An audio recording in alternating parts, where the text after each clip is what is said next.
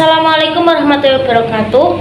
Saya perwakilan dari kelompok 3 yang beranggotakan Sevina Diva Salsabila NIM 2020111088, Tita Amalia Rahmawati NIM 2020111265, Erlina Wiwit Indrajati NIM 2020111508 akan mempresentasikan tentang organisasi perangkat operasi dan UMKM. Aspek koperasi. Aspek bisa memberikan gambaran tentang baik tidaknya koperasi. Antara lain, dapat dilihat dari aspek dinamika organisasi koperasi itu sendiri.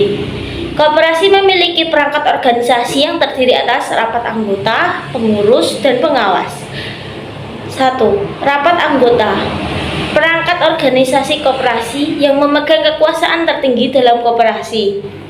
Pengurus, perlengkapan organisasi koperasi yang diberi kekuasaan oleh anggota atau rapat anggota koperasi untuk melaksanakan kegiatan koperasi sehari-hari. Pengawas, kelengkapan organisasi koperasi yang diberi kekuasaan oleh anggota atau rapat anggota untuk melaksanakan pengawasan dan pemeriksaan terhadap koperasi.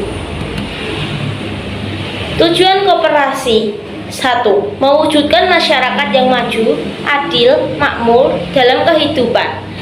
2. Memperbaiki tingkat kehidupan para anggota dan masyarakat khususnya dalam bidang perekonomian. 3. Membangun tatanan ekonomi nasional.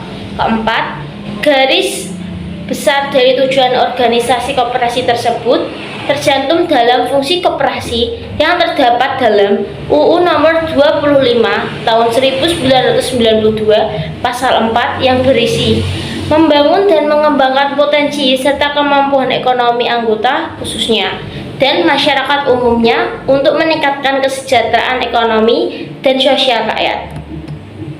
Prinsip koperasi di Indonesia sendiri telah dibuat UU Nomor 25 Tahun 1992 Pasal 4 dengan keterangan keanggotaan bersifat sukarela dan terbuka, penggolongan dilakukan secara demokrasi, pembagian SHU dilakukan secara adil sesuai dengan jasa usaha masing-masing anggota, pemberian balas jasa yang terbatas terhadap model kemandirian, pendidikan, perekonomian, perkoperasian, kerjasama antar koperasi.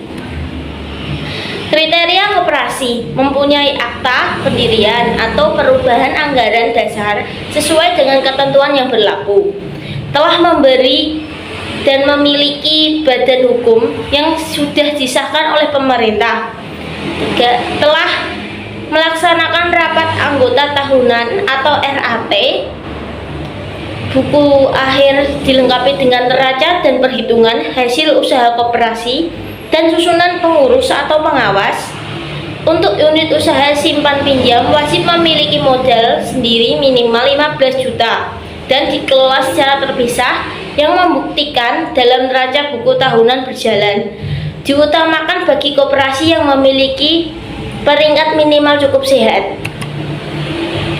Aspek UMKM. Kekurangan: demokrasi ekonomi, kebersamaan, efisien, berkeadilan, berkelanjutan, berwawasan lingkungan, kemandirian, keseimbangan, kemajuan, dan kesatuan ekonomi nasional. Usaha mikro kecil, menengah bertujuan menumbuhkan dan mengembangkan usahanya dalam rangka membangun perekonomian nasional berdasarkan demokrasi ekonomi yang berkeadilan. Tujuan UMKM. Tujuan adanya UMKM atau usaha kecil menengah mikro menumbuhkan dan juga membantu mengembangkan kemampuan usaha mikro kecil dan menengah agar usaha dapat terlaksana dengan baik dan dapat dijalankan dengan tangguh dan mandiri, meningkatkan adanya pemasukan dan juga struktur perekonomian negara di Indonesia sendiri, dan dibuat UU Nomor 25 Tahun 1992 tentang perekonomian perkoperasian. Prinsip koperasi menurut UU 25 Tahun 1992 adalah keanggotaan bersifat sukarela, terbuka, pengelolaan dilakukan secara demokratis, pembagian SHU dilakukan secara adil sesuai dengan jasa usaha masing-masing. Prinsip UMKM dalam UUD atau Undang-Undang Nomor 20 tahun 2008 dijelaskan prinsip-prinsip sebagai berikut. Pertumbuhan kemandirian, kebersamaan, dan kewirausaha mikro, kecil, menengah, dan untuk berkarya dan prakarsa sendiri, mewujudkan kebijakan publik yang transparan, akuntabel, dan berkeadilan, pengembangan usaha berbasis potensi daerah dan berorientasi pasar sesuai dengan kompetensi usaha mikro, kecil, dan menengah. Peningkatan daya saing usaha mikro, kecil, dan menengah, menyelenggarakan perencanaan, pelaksanaan, dan pengendalian secara terpadu. Kriteria UMKM. Kriteria UMKM pertama, usaha mikro adalah memiliki kekayaan bersih paling banyak 50 juta, tidak termasuk tanah, bangunan, tempat usaha, ataupun memiliki hasil penjualan tahun paling banyak 300 juta rupiah. B. Usaha kecil. Kriteria usaha kecil yang pertama, memiliki kekayaan bersih lebih dari 50 juta sampai dengan 500 juta rupiah, tidak termasuk tanah, bangunan, tempat usaha, atau memiliki hasil penjualan lebih dari 300 juta rupiah dan paling banyak adalah 2.500.000.000 juta rupiah.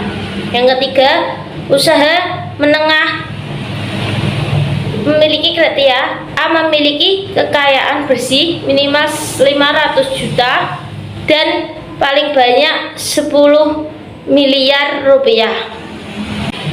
Terima kasih, sekian presentasi dari kelompok 3. Wassalamualaikum warahmatullahi wabarakatuh.